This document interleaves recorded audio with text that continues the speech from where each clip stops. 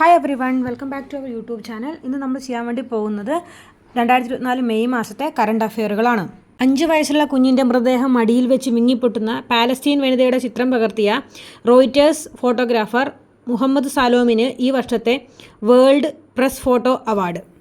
Sky tracks world airport 2024 പട്ടികയിൽ ലോകത്തെ ഏറ്റവും മികച്ച വിമാനത്താവളമെന്ന നേട്ടം ഖത്തറിലെ ഹമദ് അന്താരാഷ്ട്ര വിമാനത്താവളത്തിന്.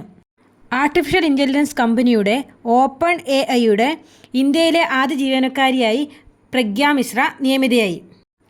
ടൈം വാരിക പുറത്തിറക്കിയ 2024 ഏറ്റവും സ്വാധീനശക്തിയുള്ള 100 പേരുടെ പട്ടികയിൽ ലോകബാങ്ക് അധ്യക്ഷൻ അജയ് ബംഗ, ബോളിവുഡ് നടി ആലിയ ഭട്ട്, ഗുസ്തി താരം സാക്ഷി മാലിക്, മൈക്രോസോഫ്റ്റ് CEO സത്യ നദല്ല എന്നീ ഭാരതീയർ ഇടം പിടിച്ചു.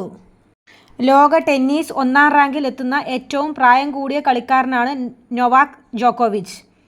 എയർ ഇന്ത്യയുടെ ജനപ്രിയ വിമാനങ്ങളായിരുന്ന ബോയിങ് 747 സർവീസുകൾ അവസാനിപ്പിച്ചു. 70 വർഷം പഴക്കമുള്ള വട്ടെഴുത്ത് ലിഖിതം പാലക്കാട് ജില്ലയിൽ കണ്ടെത്തി. ഡോക്ടർ സുകുമാർ അഴീക്കോട് തത്വമസി പുരസ്കാരം കവിയും കഥാകൃത്തുമായ സജിത അനിലിന്. ദിവ്യപ്രഭ, കനി കുസൃതി എന്നീ മലയാളികൾ അഭിനയിച്ച all we imagine as light Cannes film ഫെസ്റ്റിവലിൽ 30 വർഷത്തിനു ശേഷം മികച്ച ചിത്രത്തിനുള്ള പാം ഡിയോർ പുരസ്കാരത്തിന് മത്സരിക്കുന്ന ഇന്ത്യൻ സിനിമയാണ്. വ്യാഴത്തിൻ്റെ ഉപഗ്രഹമായ യൂറോപ്പയിൽ ജീവൻ്റെ സാന്നിധ്യം കണ്ടെത്തുന്നതിനായി നാസ ഒക്ടോബറിൽ ക്ലിപ്പർ എന്ന പേടകം വിക്ഷേപിക്കും. കാൻഡിഡേറ്റ് ചെസ്സിൽ ജേതാവ് ആകുന്ന ഏറ്റവും പ്രായം കുറഞ്ഞ താരമായി ഇന്ത്യയുടെ 17-കാരൻ ഡി ഗുഗേഷ്. വിശ്വനാഥൻ ആനന്ദിന് ശേഷം ഈ ടൂർണമെൻറ്റ് വിജയിക്കുന്ന ആദ്യ ഇന്ത്യക്കാരനാണ്. ഏറ്റവും അധികം തവണ എവറസ്റ്റ് കൊടുമുടി കീഴടക്കിയ വ്യക്തി എന്ന സ്വന്തം റെക്കോർഡ് തിരുത്തി കാമി Rita sherpa.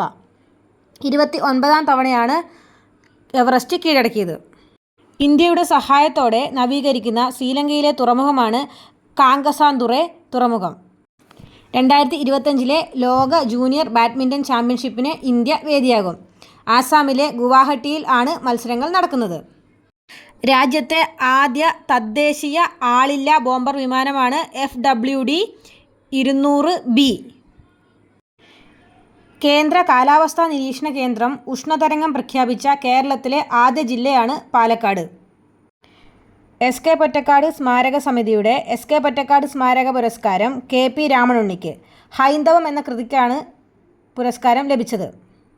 Doha diamond league javelin ത്രോയിൽ ഇന്ത്യൻ താരം നീരജ് ചോപ്രയ്ക്ക് 2ാം സ്ഥാനം.